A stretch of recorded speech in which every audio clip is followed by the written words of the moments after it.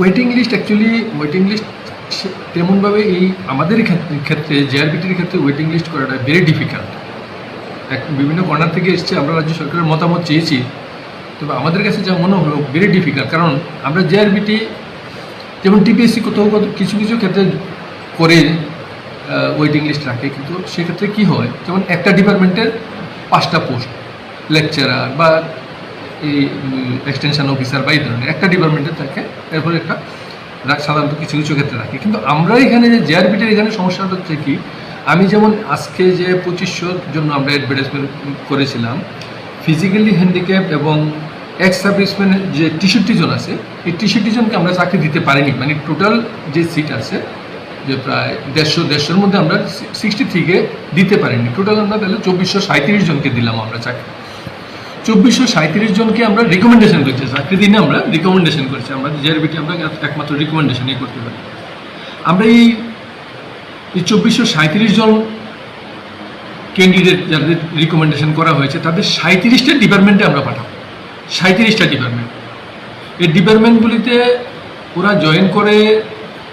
কতজন জয়েন করেছে, কতজন জয়েন করেনি, ইত্যাদি ইত্যাদি অনেক ব্যাপার থাকে। যার ফলে 37টা ডিপার্টমেন্ট, তার ফলে ওনারা আবার ক্যাবিনেট মেমো করায় করে, it is very difficult task. মানে এই জেআরবিটির পক্ষে 37টা ডিপার্টমেন্টের জন্য ওয়েটিং লিস্ট তৈরি রাখা is very difficult task. However ওনারা বিভিন্ন কর্নার থেকে দাবি এসছে, আমরা গভর্নমেন্টের কাছে পাঠিয়েছি, এই গভর্নমেন্টে কী আসে।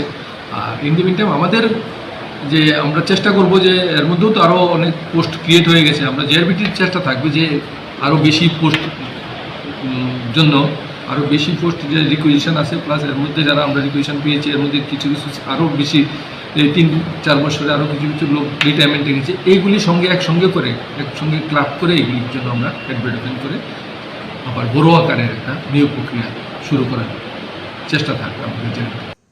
এখানে প্রায় সঙ্গে শুনি যে আমরা নাকি চাকরি চাকরি চাকরির কথা সবসময় সবাই বলে। আমি বিষয়টা বলছি না। দেখুন, আমাদের সরকার কত ট্রান্সপারেন্সির সরকার, যে চাকরি নেই চাকরি নেই। Joint recruitment board Tripura JRBT আমরা গঠন করেছি, সেখানে গ্রুপ সি ও গ্রুপ ডি পদে আমরা নির্বাচন করেছি। কোথাও কোনো কেস নেই, কোনো চ্যালেঞ্জ নেই। গ্রুপ সি জেআরবিটিতে 1980 আমরা তাদেরকে নির্বাচিত করেছি, এবং তারা যারা যুবক যুবতীরা আছে সরকারের প্রায় 35টি কাজে অলরেডি যোগদান করেছে। কাউকে ধরতে হয়নি। আমি আবার বলছি, নট ফর ইউ অনলি। আমি এখানে আমাদের বিধানসভাতেও আমাদের মাননীয় মন্ত্রী ওখানে বলেছেন, তৎসত্ত্বেও আমি এখানে আপনাদের গোচরানোর চেষ্টা করছি। 2022-23 এবং 2023-24 অর্থ বছরে 4849 জন যারা অশিক্ষক কর্মচারী, তাদের রাজ্য সরকার বিভিন্ন দপ্তরে নিয়েছে। এখানে তাছাড়া 2018-19 থেকে 2023-24 পর্যন্ত বিভিন্ন দপ্তরে আউটসোর্সিং ও চুক্তিভিত্তিক এখন পর্যন্ত 8024 জনকে নেওয়া হয়েছে।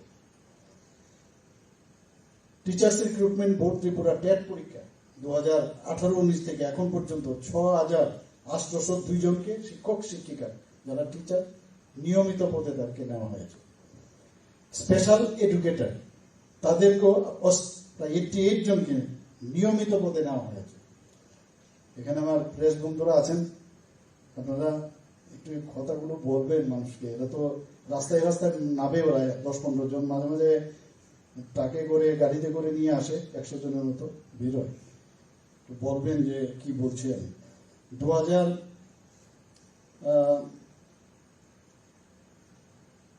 এখন পর্যন্ত এর মাধ্যমে বিভিন্ন দপ্তরে 1724 জন ত্রিপুরা পাবলিক সার্ভিস কমিশনের মাধ্যমে নেওয়া হয়েছে। টিপিএসসির মাধ্যমে 745টি পদ এখন পর্যন্ত পূরণ করার যে প্রক্রিয়া, সেটাও চলছে এখানে। 2018-19 থেকে এখন পর্যন্ত রাজ্য পুলিশ 119 জন এসআই ও কনস্টেবল নিয়মিত পদে নিয়োগ করা হয়েছে। ত্রিপুরা স্টেট রাইফেলস, যেটা আইআর ব্যাটালিয়ন আমরা বলি, সেখানে আমরা দুটো বাহিনী গঠন করেছি। সেখানেও 1413 জন টিএসআর জওয়ান আমরা নিয়োগ করেছি। আপনি তো মহিলারাও আছেন, আপনারা নিশ্চয়ই দেখেছেন, প্যারেডেও আমি দেখেছিলাম। শুধু তাই নয়, গ্রুপ সি এবং গ্রুপ ডি বিভিন্ন পদে 288 জনকে আমরা নিয়মিত পদে আমরা নিয়েছি। 2000 18-19 থেকে 23-24 পর্যন্ত এসপিও পদে 1262 জনকে আমরা নিয়েছি। এছাড়া ত্রিপুরা পুলিশে 6000 স্পেশাল এক্সিকিউটিভ এর কাজও চলছে, সেটাও আমরা এর মধ্যে ইন্টারভিউ প্রায় শেষের পথে, খুব শীঘ্রই আমরা সেটা নেব। ত্রিপুরা পুলিশে 149 এসআই মেল এবং 45 এসআই, ওটা হচ্ছে ইউবি আর একটা হচ্ছে এবি পুরুষ পদে, এবং এসআই ইউবি মহিলা 21টি এবং এসআই এবি মহিলা 3টি টিপিএসসির মাধ্যমে আমরা এটার উদ্যোগ আমরা নিয়েছি। ত্রিপুরা পুলিশে আমরা 1000 কনস্টেবল পদে সরাসরি যাতে নিয়োগ হয় তার জন্য একটা সিলেকশন কমিটি আমরা গঠন করেছি। ইতিমধ্যে 1000টি কনস্টেবল পদে সরাসরি নিয়োগের জন্য তাদের যে ফিজিক্যাল ফিটনেস, শারীরিক সক্ষমতা, সেটা পরীক্ষা এবং লিখিত পরীক্ষা শেষ হয়েছে।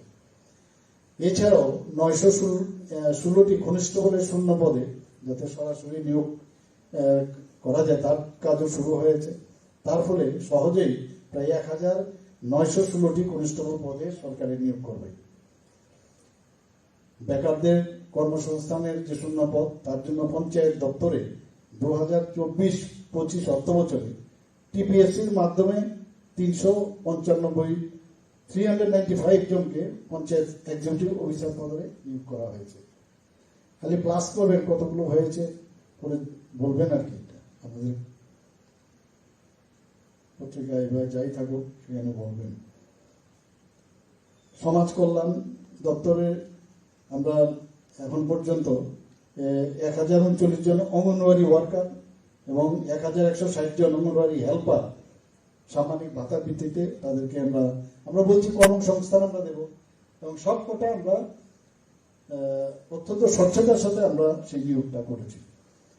তাছাড়া এখানে শিল্প বাণিজ্য দপ্তরে বর্তমানে 135টি বিভিন্ন শ্রেণীর যে পদ আছে তার নিয়োগ করার ব্যবস্থা আমরা চলছে, এবং হেলথ অ্যান্ড ফ্যামিলি ওয়েলফেয়ারে আমাদের 50 জন এমপিডব্লিউ অর্থাৎ মাল্টিপারপাস যে ওয়ার্কার মেল এবং ফিমেল 50 জন, তাদেরও আমাদের নেওয়ার জন্য আমাদের প্রক্রিয়া চলছে। এবং বেকার সমস্যা সমাধানে এবং শূন্যপদ পূরণের লক্ষ্যে যুব বিষয়ক ও ক্রীড়া দপ্তর, sports officer, youth organiser, junior PI ইত্যাদি 229টি পদ পূরণের জন্য আমরা উদ্যোগ নিয়েছি। আমাদের যে প্রাণী সম্পদ বিকাশ দপ্তর আছে সেখানে 67 veterinary officer grade group B পদে 439টি ERD assistant grade C, grade B পদে নিয়োগের প্রক্রিয়া চলছে। শুধু তাই নয়, home that is fire and emergency সার্ভিসে 2022 তারিখে একটা বিজ্ঞপ্তি আমরা দিয়েছি, তাতে 329টি পদে অর্থাৎ ফায়ারম্যান 304টি ও ড্রাইভার 25টি পদে আরও নিয়োগ প্রক্রিয়া চলছে। এখানে প্রচুর আছে, আমি এত বলছি না, প্রচুর এখানে বললে লেট হয়ে যাবে। অর্থাৎ আমি এগুলো বলার অর্থ হচ্ছে যে কোনো নিয়োগ প্রক্রিয়াতে আমরা স্বচ্ছতার সাথে দিতে চাই। এই গভর্নমেন্ট চাইছে যে যারা বেকার, কোনো অবস্থায় সবাইকে চাকরি দেওয়া সম্ভব নয়, কর্মসংস্থানের সুযোগ হচ্ছে আসো, এবং সেটা আমরা করব। কিন্তু আজকের যে কারণে এখানের অনুষ্ঠান, যারা আজকে এখানে অফার পেয়েছেন, আমি ওনাদেরকে বলবো যে আপনারা ভালোভাবে কাজ করবেন। ত্রিপুরাকে আপনারা মনে করবেন যে আপনারই রাজ্য, জানি আপনারা সেটা ভাবেন, কিন্তু আপনাদেরও কর্তব্য আছে, এবং আপনাদের যে কর্মক্ষেত্র আপনারা যাচ্ছেন নতুনভাবে, তার যাত্রা শুভ হোক সেই আশা রেখে আমি আমার বক্তব্য শেষ করছি। নমস্কার, জয় হিন্দ।